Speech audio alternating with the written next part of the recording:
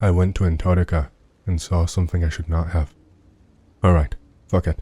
I've been sitting on this for a few months, trying to convince myself I imagined it or that it was just the cold messing with my head. But I can't sleep. I can't focus. Every time I close my eyes, I see it.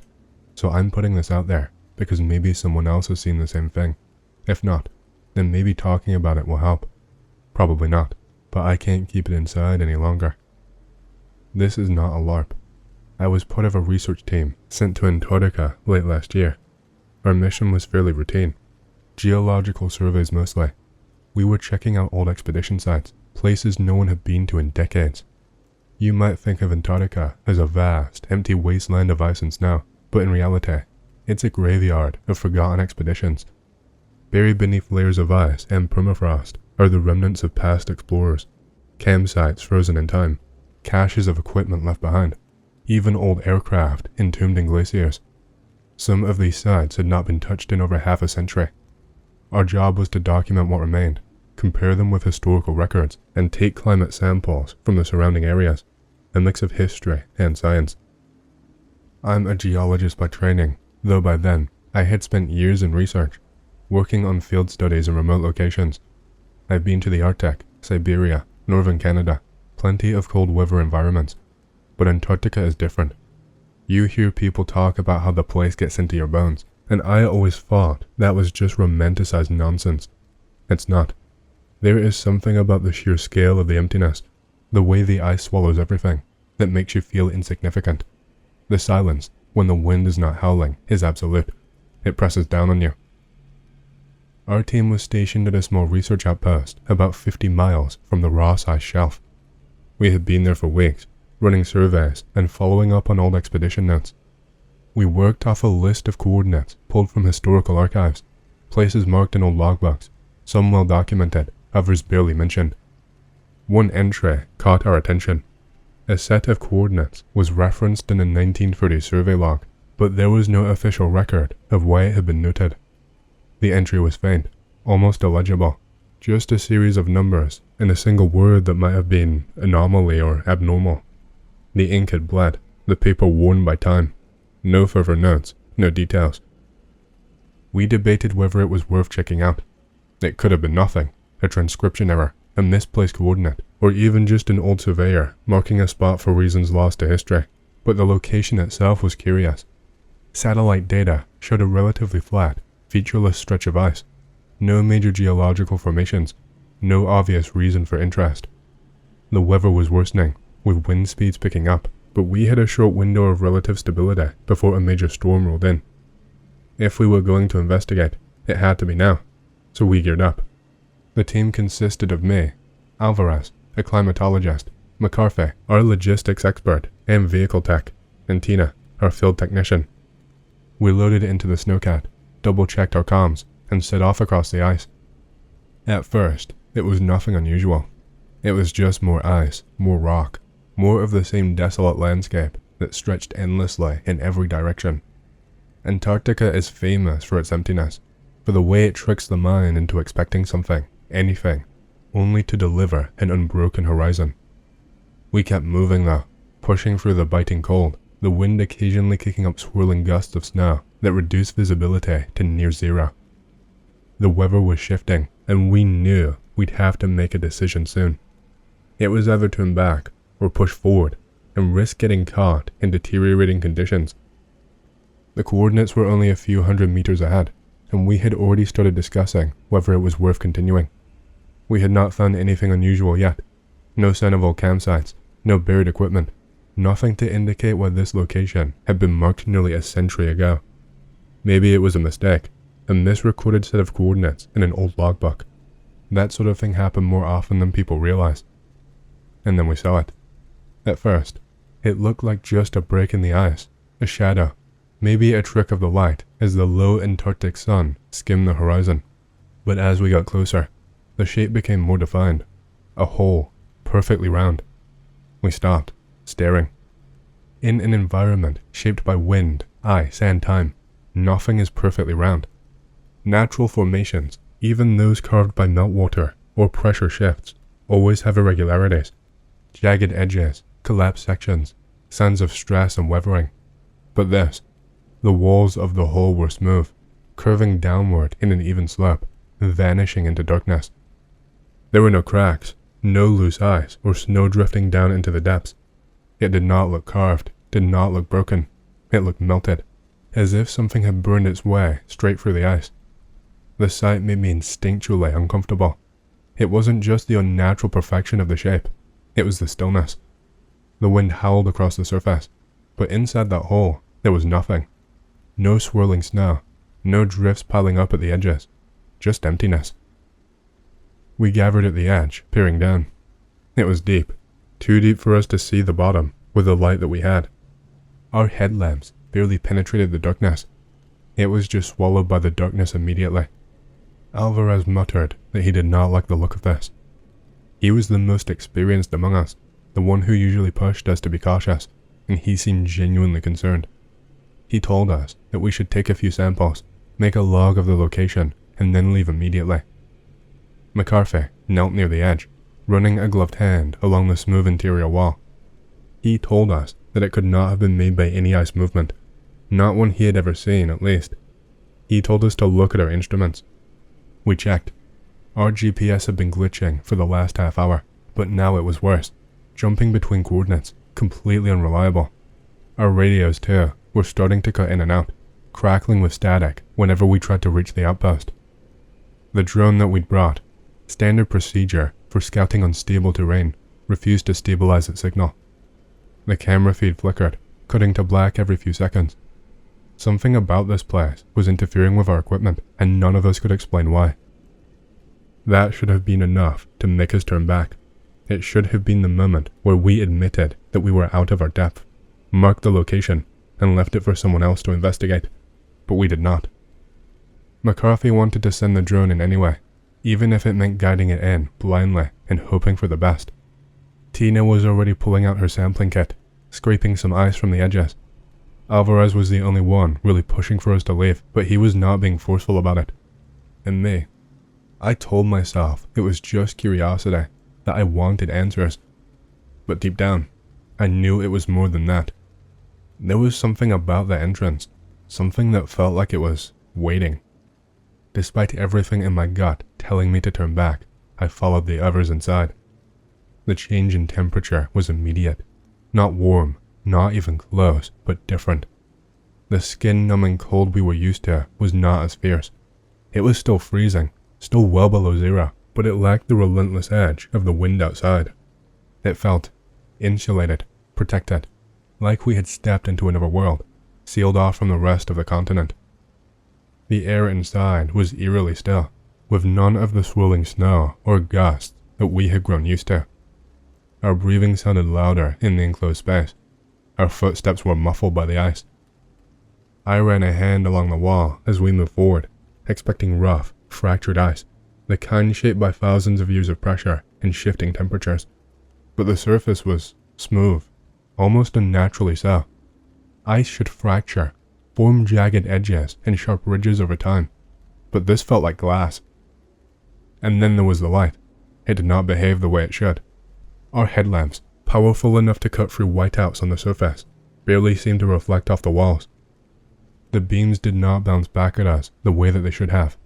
Instead, the ice seemed to absorb the light, swallowing it up and leaving everything feeling dimmer. Shadows stretched too far, darkened edges where there should not have been any. My heart started to race. There was no reason for it, no immediate danger, no sudden movement, nothing tangibly threatening. But something about this place set every nerve in my body on edge. It wasn't fear, just wrongness. A fundamental, instinctive reaction to a place that did not feel like it should exist. We pushed deeper. We kept trying to convince ourselves this was just some weird natural formation. Antarctica is full of strange geological phenomena.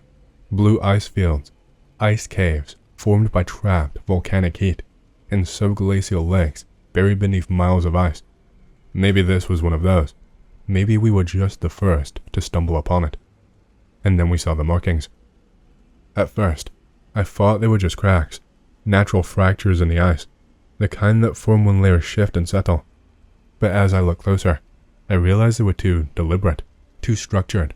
These weren't random. They were patterns, symbols. They started as faint carvings along the walls, shallow etchings in the smooth ice. Some looked like spirals, others like branching organic shapes, almost like veins or the delicate patterns of frost spreading across glass. Some were arranged in rows, others clustered together in tangled formations.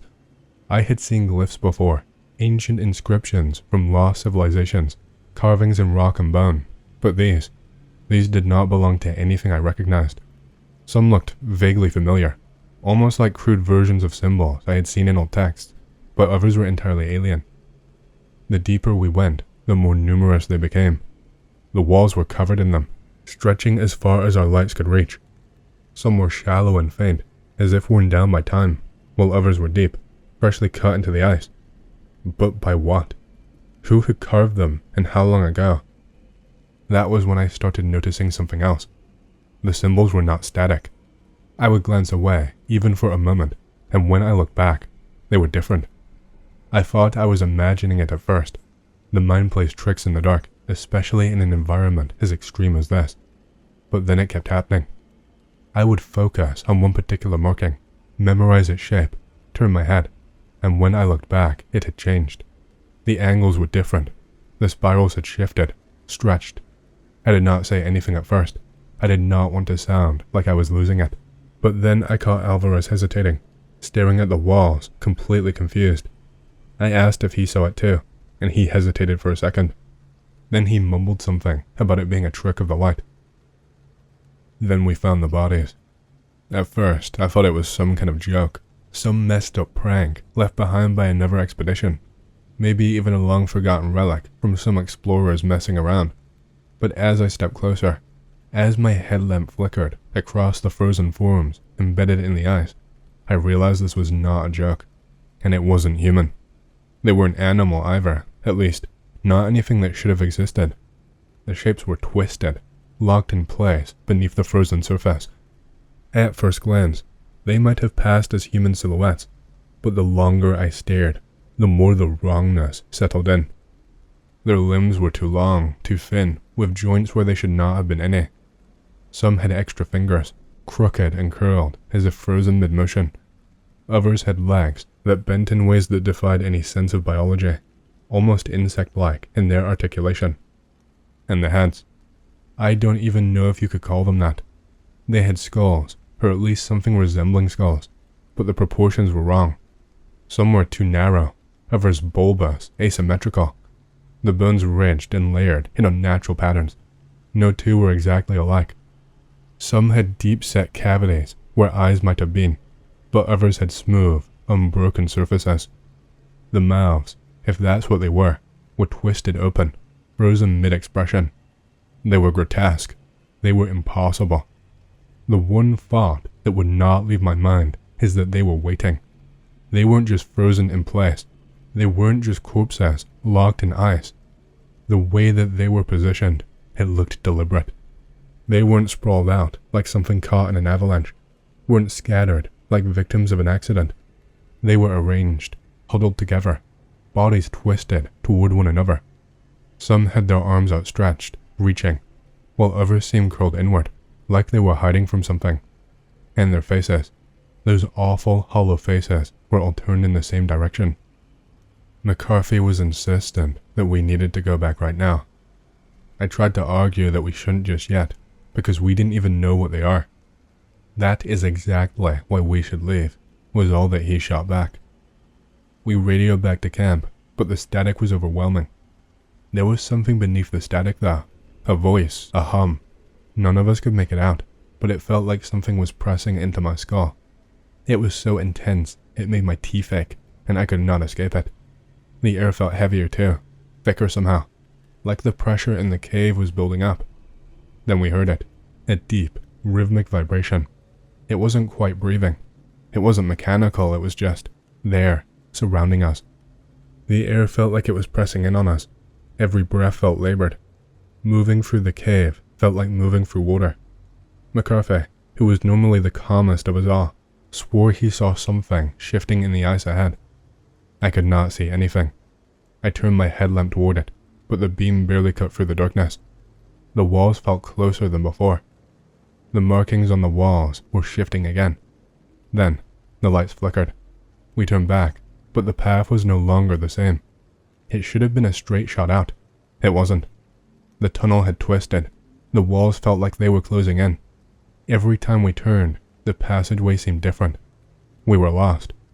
Panic set in, and I could hear McCarthy cursing, Alvarez whispering to himself.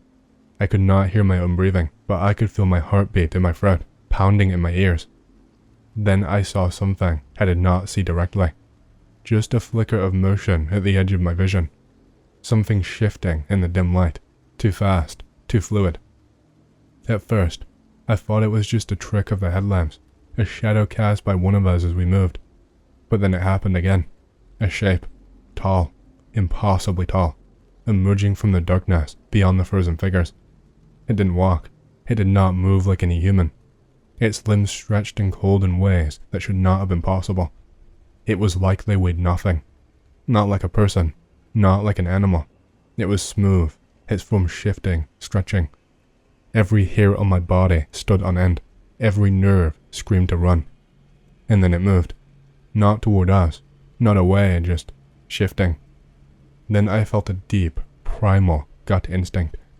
I knew that it had seen us. I ran. I don't remember making the decision.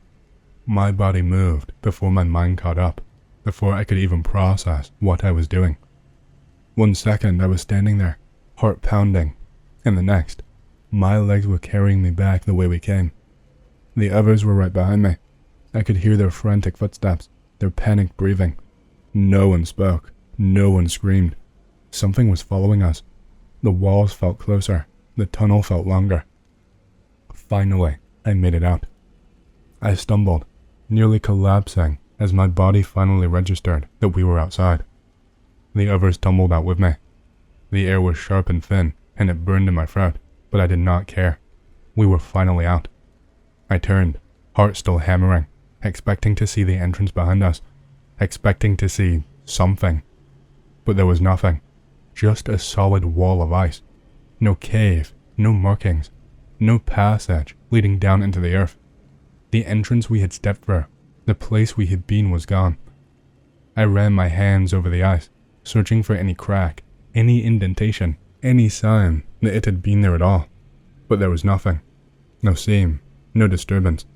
No hint that this wall had ever been anything but a natural, unbroken surface. Alvarez has not said a word to me since that night. It's like he's shut down, like he's not even there anymore. He doesn't return my messages, doesn't answer my calls. I tried talking to him once, when I saw him at a conference. He looked different, tired and worn out. I asked him about the expedition, about the entrance, about the bodies, about the things that we saw. He just shook his head, his lips tight, eyes avoiding mine. "I don't know what you're talking about," is all that he said. And that was it. He left without another word. McCarthy left too, though in a different way. After we got back, he started to distance himself, not just from the project, but from everyone. At first, it seemed like a temporary withdrawal, the kind of thing that happens after a tough mission.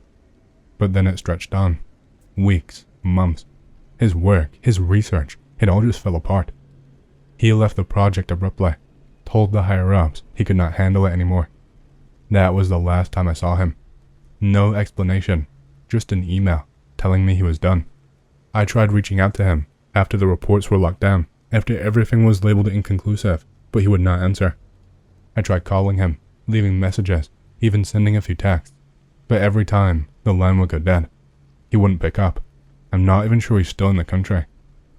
I can't even remember the last time I heard from Tina. I think that mission was the last time I saw her. Officially, nothing happened. The reports are filed away as inconclusive. Her findings were dismissed as anomalies, misinterpretations, technical failures were blamed for the data corruption. Every single piece of evidence, every log, every note we took, it's gone, erased like it never existed. The higher-ups made it clear they did not want to pursue it, that there was no point in looking deeper. It's like the whole thing was swept under the rug, buried, as though we never even left the base camp in the first place. Western Canada. So, I lived in a small town on Vancouver Island for my entire childhood, and I sure saw some weird stuff. Be me, 9, camping with dad and brother. Our campsite is near a large river. The river had very strong currents. It was strong enough to pull away a full-grown man. One night, go out to pee. Bring my trusty flashlight. Peeing in bushes on the beach by the river. Hear an ungodly screech from across the river. All the hairs on my body stand up. I shine my flashlight across the river. I see the reflections of at least 6 sets of eyes in the bushes. I see one set start moving toward the river.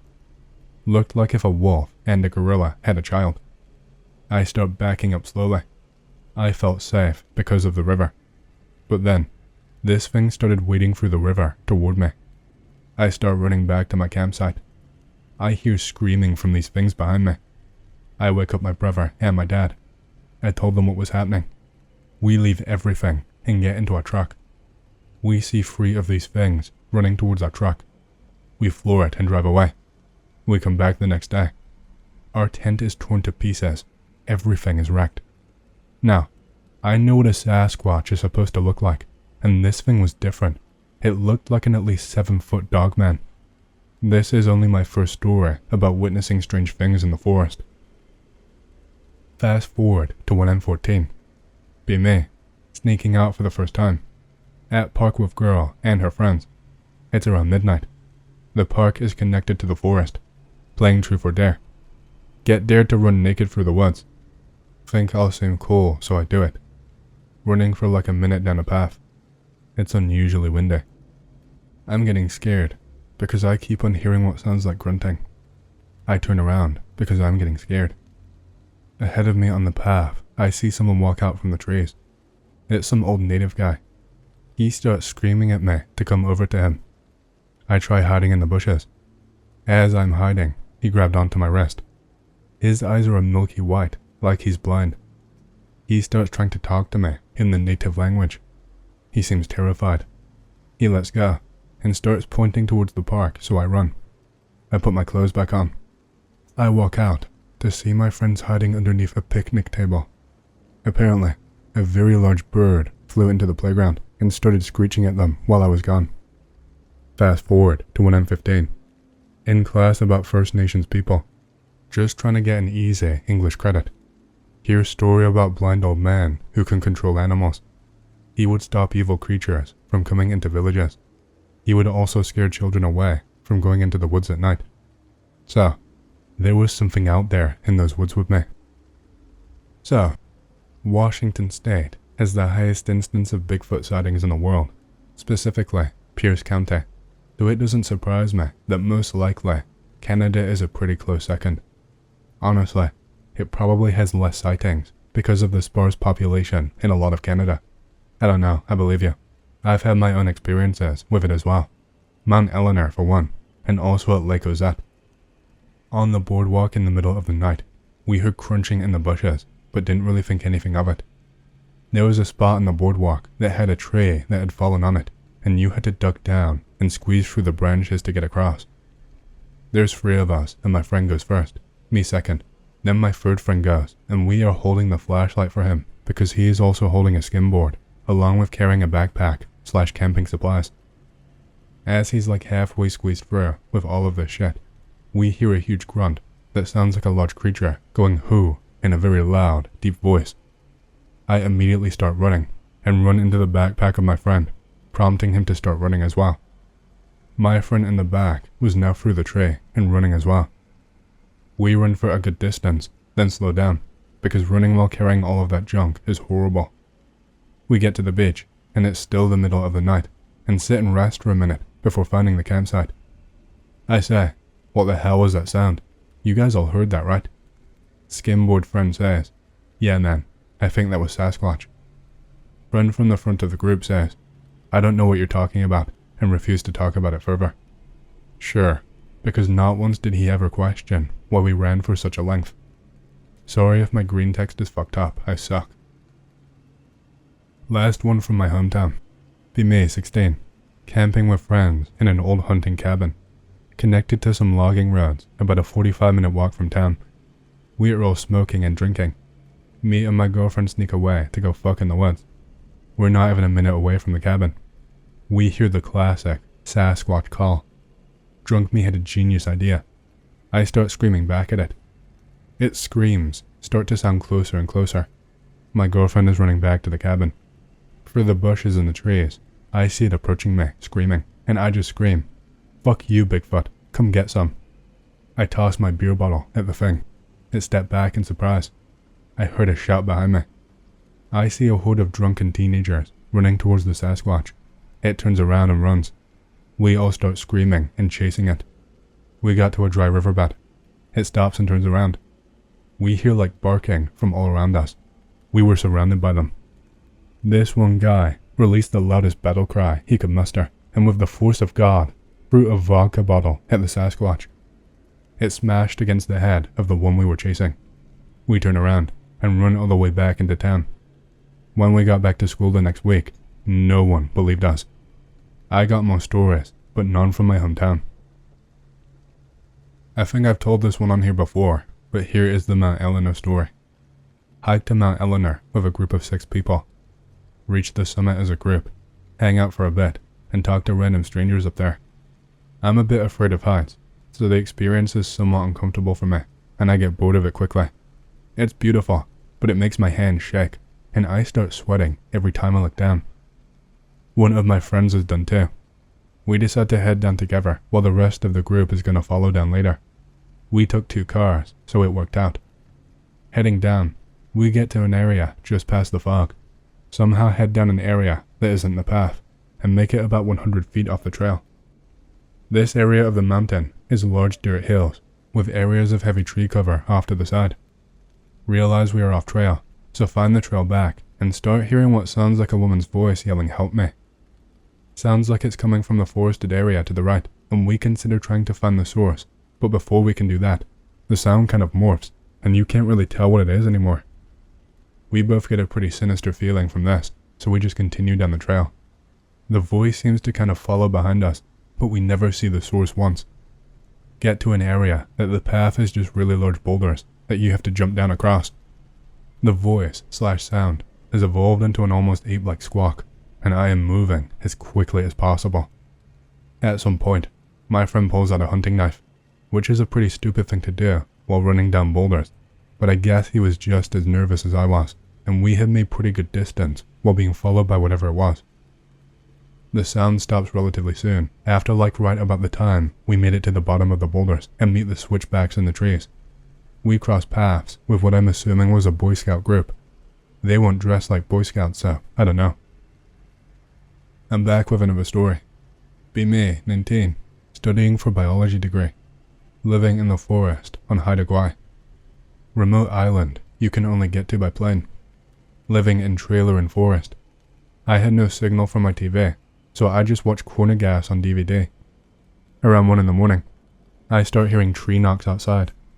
I mute my TV to listen to them. I hear them all around my trailer. I hear heavy footsteps coming up the stairs to my door. Through the little window on the top, I see it, and it sees me. It starts banging on my door and screaming. I'm at least 5 kilometers from the nearest town. It could get in and kill me, and it would be days before anyone knew I was gone. I start to back up towards my room. I had my gun in there in case of wild animals. As I back up, I stepped onto the TV remote. It had fallen on the floor. The volume came back on right as the Corner Gas theme song did. It starts blasting. I was not expecting it. Neither was the Sasquatch.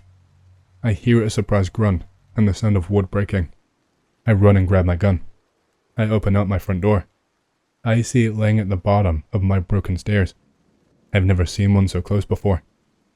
I freeze before I can kill it and prove they exist. I can see how human its face looks. I just could not do it. I slam my door and pray they did not come back. I finished my time there without another sighting, and that is the last time I ever saw a Sasquatch in my life.